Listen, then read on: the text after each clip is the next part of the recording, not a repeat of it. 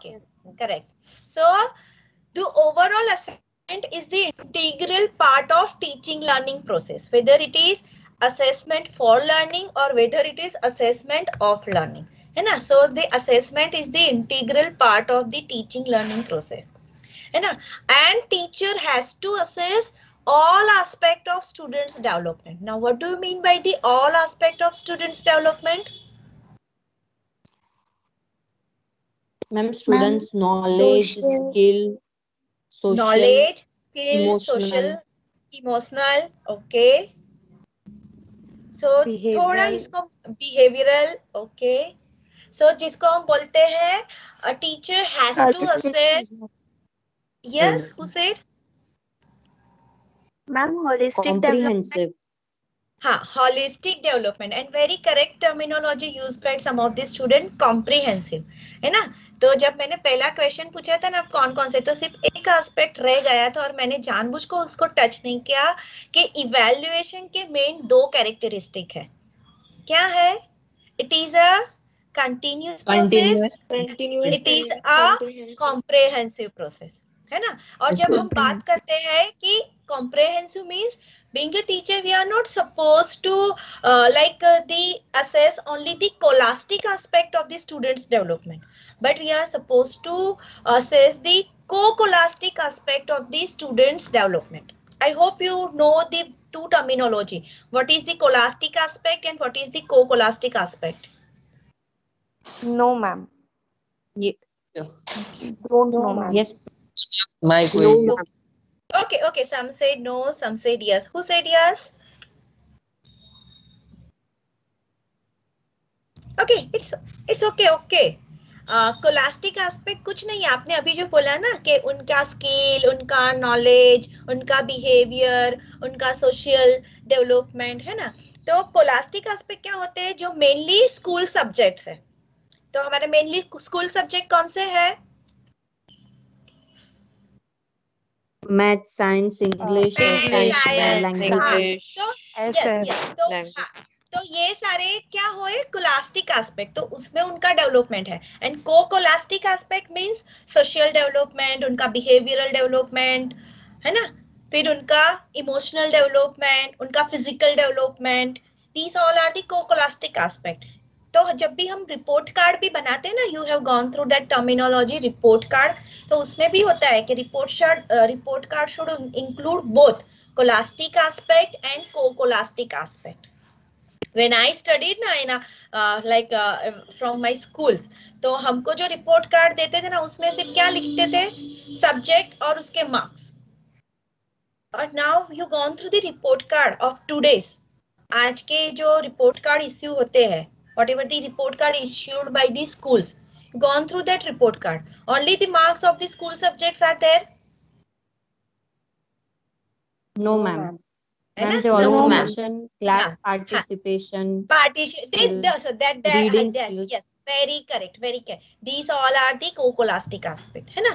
So the main purpose of the education is the overall development of the students, which includes both the scholastic and co-scholastic aspect. So when we are aiming the overall development of the students, it's the duty of the teacher to assess all kind of development, है ना? So that is why, because then only it provides the holistic picture of students development.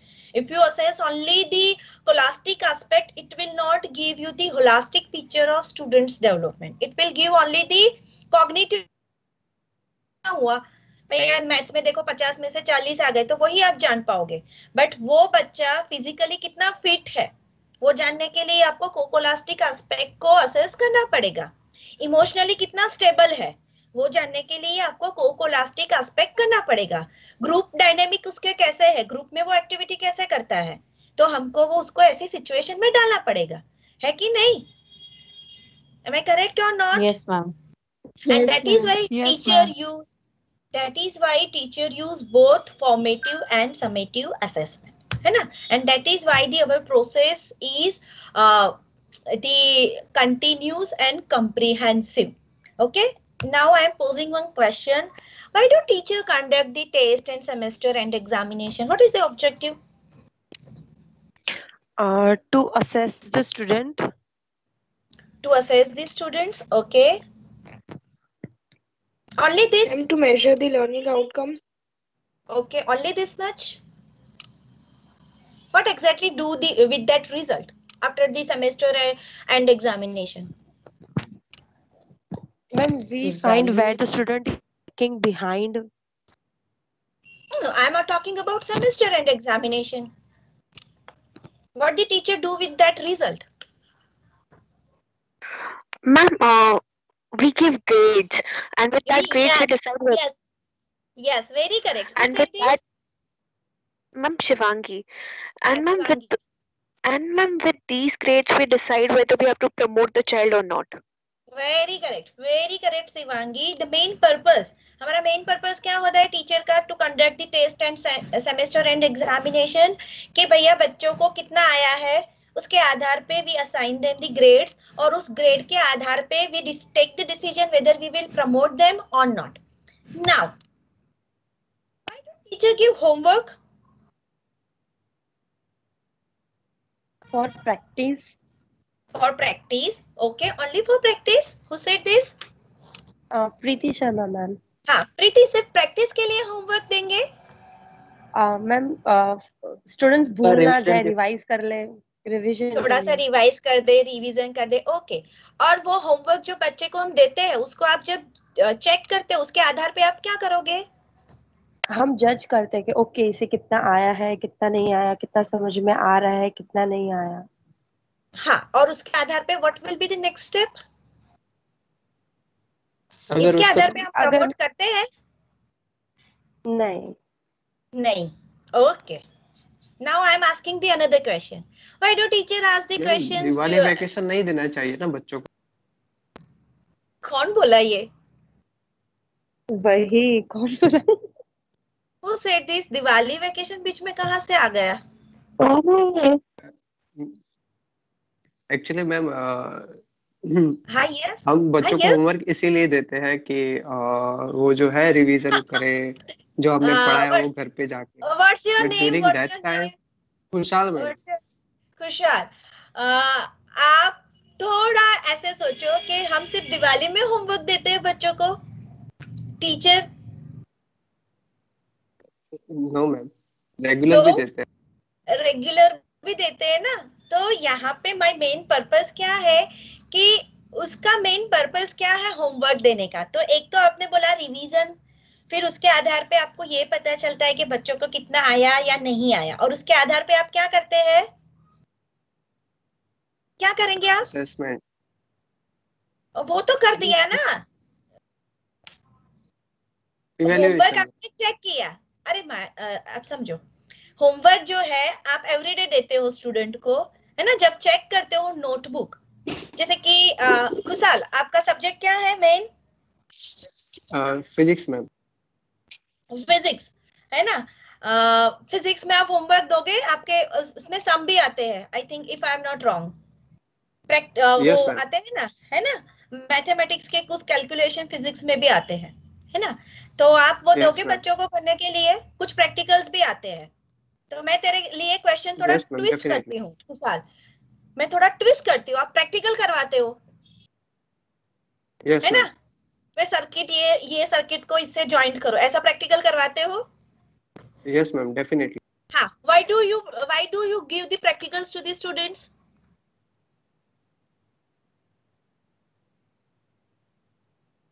Ma'am वो तो जो calculation के purpose से देते हैं. हाँ, और समझो तेरे क्लास में किसी, हाँ, समझो तुम्हारे क्लास में किसी बच्चे को कैलकुलेशन नहीं आया, तो तुम क्या करोगे? उसको सीधा ग्रेड दोगे? नो मैम, तो क्या करोगे? उसको फिर से समझाएंगे. Yes, very correct. That is what I want to know. जो मेरा दूसरा क्वेश्चन है, why do teacher ask the questions in the classroom?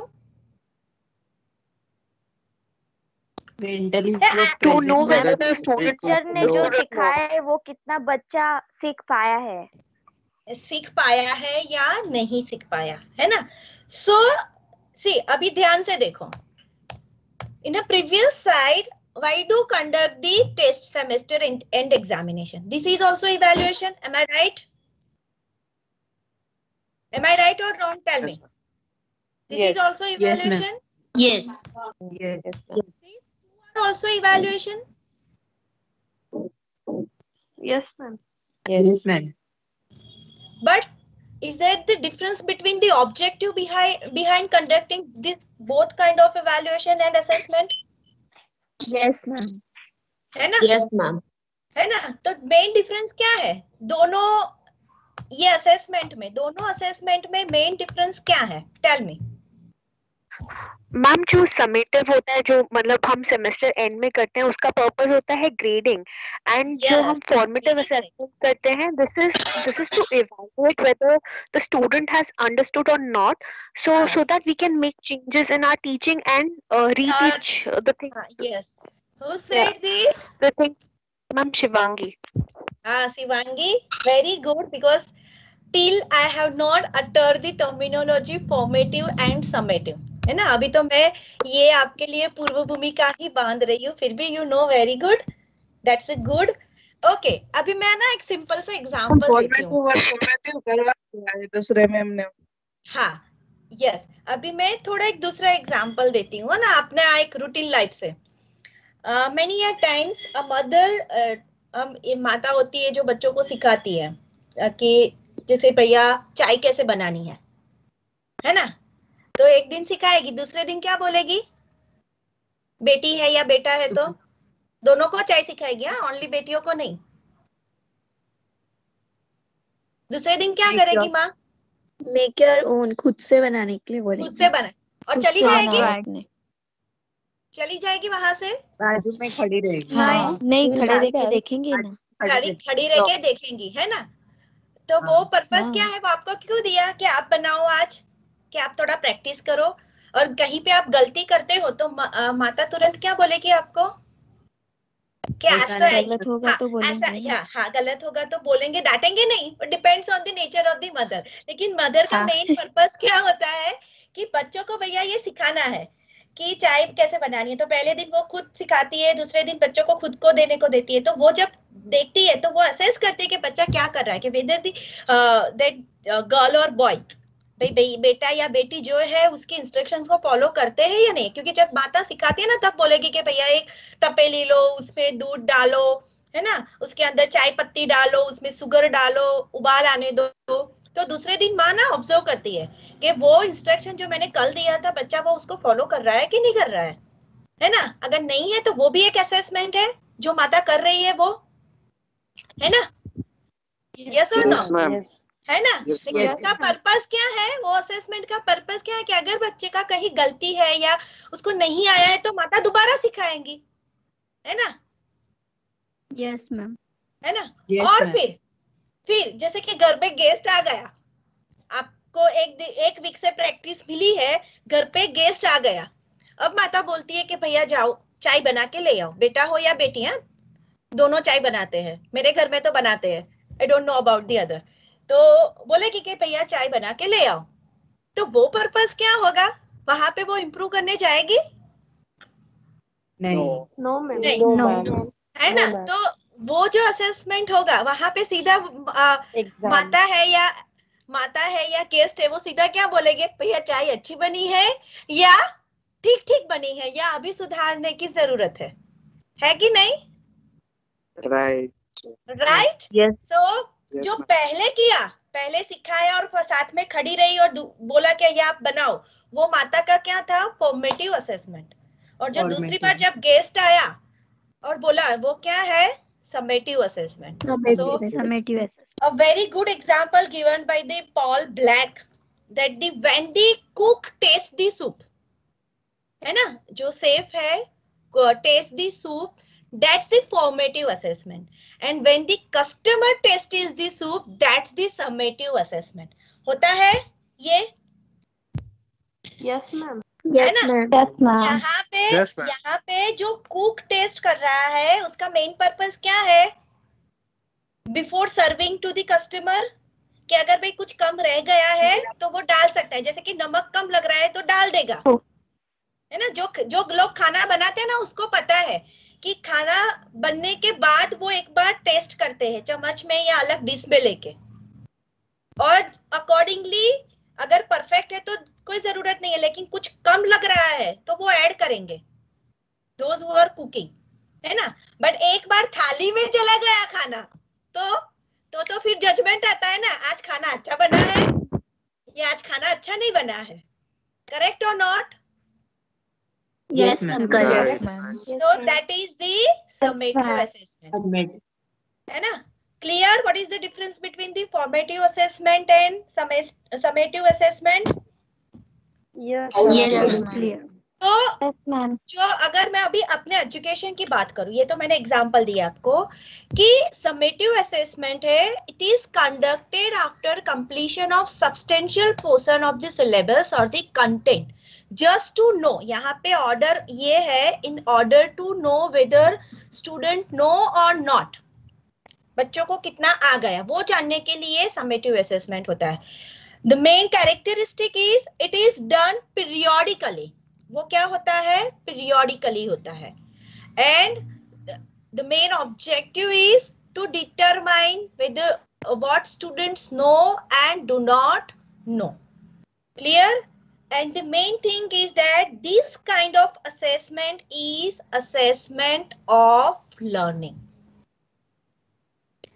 The main purpose is to give certificate, to give grade and promote the students to the next grade. Clear up to this? जो summative assessment होता है, जब हमारा teaching learning process का substantial portion खत्म हो जाता है, उसके बाद हम जो टेस्ट लेते हैं उसको बोलते हैं समेटिव असेसमेंट। जो मेन पर्पस है वो ये जानना है कि बच्चों को कितना आ गया, है ना, एंड उसके आधार पे to give the certificate, to give the grade to the students and to promote the student to the next grade, है ना। So the example of summative assessment are semester end examination, mid examination and the board examination, जहां पे बच्चों को क्या दिया जाता है, ग्रेड दिया जाता है। तो मेन पर्पस समेटिव असेसमेंट का क्या है, सर्टिफिकेशन, ग्रेडिंग करना, जजिंग करना। यस और नो? आगे बढ़ू? Yes, ma'am. Yes. Yes, ma'am. Yes, ma'am. है ना। एक चीज क्लियर कर देती हूँ, कहीं पे आपको ऐसा लगे समझ में नहीं आ रहा है, you can immediately tell me, है ना, कि मैम समझ नहीं आ रहा है। तो मैं आगे बढ़ू अभी फॉर्मेटिव पे? Yes, ma'am. ओके, फॉर्मेटिव का क्या है, जैसे मैंने अभी आपको बोला कि इट इज कंडक्टेड, और आपने पहले भी बोल दिया, it is conducted during teaching learning process when the learning is occurring, when the learning is happening. It is developmental in nature. Developmental. Why it is developmental in nature? कि improvement का scope रहता है बच्चों को ये assessment करने से।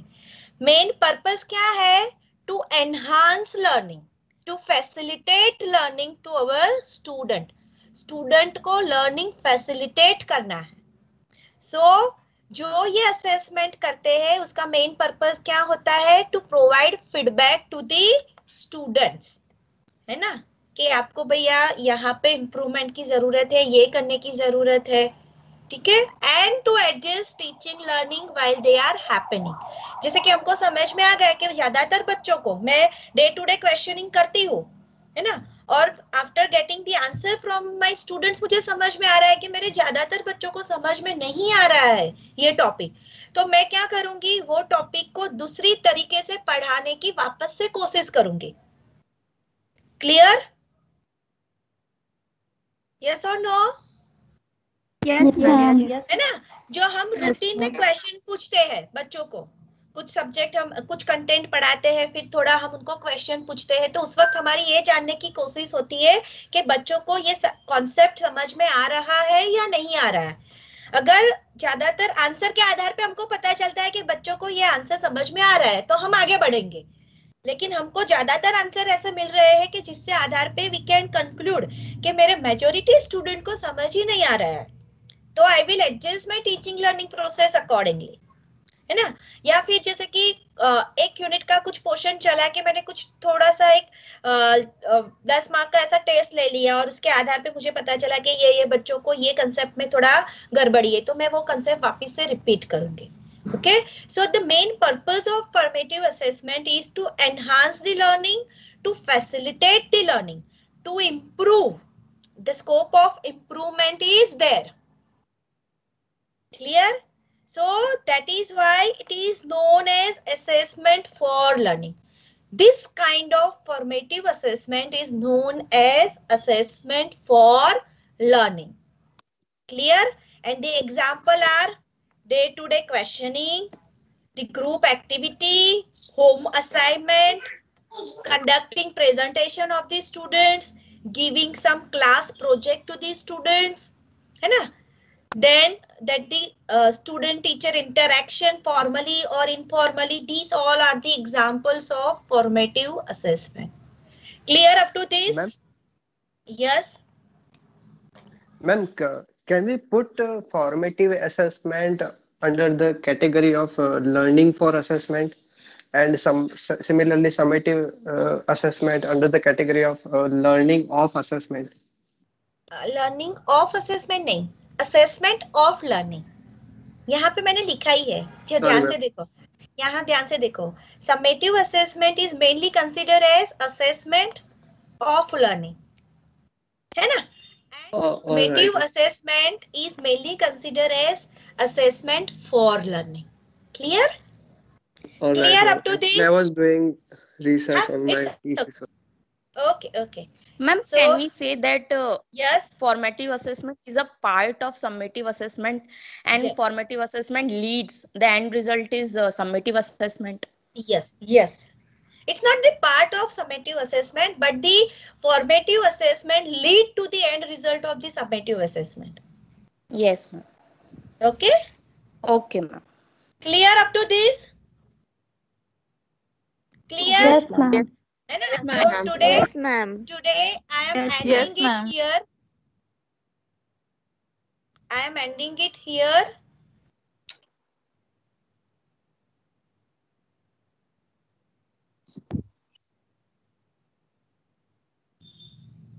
And come back to our stop presenting. So this was regarding the concept of formative assessment and summative assessment. In the next video, we will see the, now you will tell me, not we will see, you will tell me the basic difference between the formative and summative assessment. Okay? Yes, ma'am. Yes. So, okay. Formative assessment. Yes. So I'm ending this meeting here.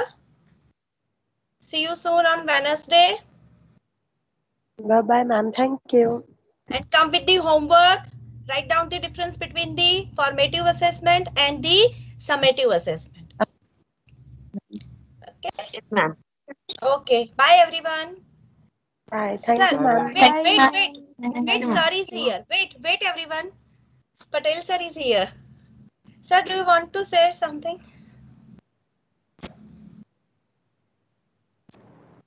In fact, today, during